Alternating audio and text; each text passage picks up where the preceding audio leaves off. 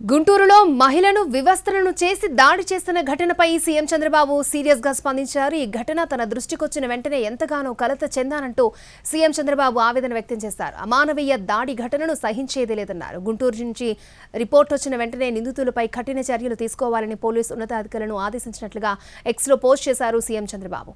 రాష్ట్రంలో ఏ మహిళను అవమానించినా సహించేది లేదని ముఖ్యమంత్రి చంద్రబాబు హెచ్చరించారు. ప్రతి మహిళ గౌరవం, భద్రతను తమ ప్రభుత్వం కాపాడుతుందన్నారు. రాజకీయ అనుబంధం ఉన్న ఎవరిని వదిలిపెట్టేది లేదని తేల్చి చెప్పారు. ఇప్పటికే ఈ ఘటనపై కేసు నమోదైందని, నిందితుడిని పోలీసులు అరెస్ట్ చేశారని వెల్లడించారు. గుంటూరులో మహిళను వివస్త్రను దాడి చేసిన ఘటనపై సీఎం చంద్రబాబు సీరియస్ అయ్యారు. ఈ ఘటన తన దృష్టికొచ్చిన వెంటనే ఎంతగానో కలత చెందానంటూ సీఎం చంద్రబాబు ఆవేదన వ్యక్తం చేశారు. అమానవీయ దాడి ఘటనను సహించేది లేదన్నారు. గుంటూరు నుంచి రిపోర్ట్ వచ్చిన వెంటనే నిందితులపై కఠిన చర్యలు తీసుకోవాలని పోలీసు ఉన్నతాధికారులను ఆదేశించినట్లుగా ఎక్స్లో పోస్ట్ చేశారు సీఎం చంద్రబాబు. రైట్, ఇదే అంశానికి సంబంధించి మరిన్ని అప్డేట్స్ మా ప్రతినిధి రామారావు మనకు అందించడానికి లైవ్లో అందుబాటులో ఉన్నారు. రామారావు. అక్షయ, గుంటూరు కృష్ణబాబు కాలనీలో సభ్య సమాజం తలదించుకునేటువంటి ఘటన జరిగింది. ఒక మహిళను, ఒక చిన్న వివాదంలో మహిళను అత్యంత దారుణంగా కొట్టడమే కాకుండా నడి రోడ్డు మీద బట్టలు ఊడదీసి కొట్టినటువంటి దుర్మార్గమైనటువంటి ఘటన చోటు చేసుకుంది. ఏదైతే ప్రస్తుతం మనం కృష్ణబాబు కాలనీలో ఉన్నాం, సో ఈ కాలనీలోనే 3 రోజుల క్రితం ఈ ఘటన చోటు చేసుకుంది. అయితే ప్రస్తుతం ఏదైతే ఈ ఇల్లు ఉందో, కింద పైన ఉన్నటువంటి ఇల్లు బాధితురాలి ఇల్లు. ఇది వాళ్ళ సొంత ఇల్లు, వాళ్ళు ఇక్కడే ఉంటున్నారు. అయితే ఈ ఇంటి ముందే చూసినట్లయితే ఇక్కడ ఇంటి ముందే ఒక బోర్ ఉంది. సో ప్రస్తుతం అయితే ఆ బోరు క్లోజ్ చేసింది.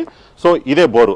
సో ఈ బోరుకు సంబంధించినటువంటి విషయంలోనే గొడవ చోటు చేసుకుంది. అయితే ఈ బోరు ఇంటికి సంబంధించినటువంటి యజమాని ఎవరైతే బాధితురాలు ఉన్నారో వాళ్ళు వేసుకున్నారు. అయితే కొంతకాలంగా నీళ్లు రాకపోవడంతో ఆ బోరుని పూర్తిగా నిలిపివేశారు. అయితే ఇటీవల కాలంలో ఆ బోరు రిపేర్ చేసుకునే క్రమంలో ఇక్కడ గొడవ చోటు చేసుకుంది. ఏదైతే ఇది 21వ డివిజన్ కృష్ణబాబు కాలనీ వస్తుందో, సో ఈ డివిజన్ కి సంబంధించినటువంటి టీడీపీ నేత అయినటువంటి మల్లెల మూర్తి.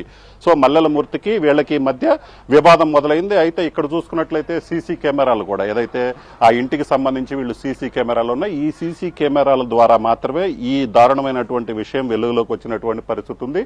ఈ వీధి చివరిలోనే ఎక్కడైతే ఈ బాధితురాలు ఇల్లుందో, సో బాధితురాలు ఇంటికి కొంచెం దూరంలోనే ఒక 4 ఏళ్ల అవతలు చూసుకున్నట్లయితే అక్కడ మల్లెల మూర్తి వాళ్ళ ఇల్లుంది. సో అతను ఇక్కడ ఈ వార్డుకు సంబంధించి 21వ డివిజన్ కి సంబంధించి ఆయన ఈ వార్డుకు సెక్రటరీగా ఉన్నారు. సో వాళ్ళకి అలాగనే బాధిత మహిళకి మధ్య గొడవ జరిగింది. దీనికి సంబంధించి వీళ్ళు బోరు ఏదైతే రిపేర్ చేసుకోవడంలో భాగంగా ఒక కేబుల్ లాగటం జరిగింది. అయితే ఆ కేబుల్ తమకు అడ్డు వచ్చిందని చెప్పేసేసి వీళ్లతో గొడవకు దిగారు. మల్లెలమూర్తితో పాటు వాళ్ళ కుటుంబ సభ్యులు కూడా గొడవకు దిగటం జరిగింది. దీంతోనే వివాదం మొదలైంది. అయితే ఆయన అధికార పార్టీకి సంబంధించినటువంటి నేత కావడంతో కార్పొరేషన్ అధికారులకు చెప్పారు. అయితే ఆ బాధిత మహిళ ఎవరైతే ఉన్నారో దీనివల్ల ఎవరికి ఇబ్బంది లేదు, మీరు ఎందుకు ఇలా చేస్తున్నారంటూ కూడా ఆ మల్లెల మూర్తిని ప్రశ్నించడంతో వాళ్ళు ఒకసారిగా ఆగ్రహం వ్యక్తం చేయడం జరిగింది. దీంతో పాటు వాళ్ళ మీద దాడి చేశారు. మల్లెల మూర్తితో పాటు ఆయనకు సంబంధించినటువంటి కొంతమంది వ్యక్తులు రావటం జరిగింది. నడి రోడ్డు మీదనే, అది కూడా అందరూ చూస్తుండగానే కొట్టడం జరిగింది. దాంతో పాటు ఒక హిజరా కూడా వచ్చింది. సో ఆమె అయితే ఆ మహిళను అత్యంత దారుణంగా కొట్టింది. చూసుకున్నట్లయితే ఆ మహిళను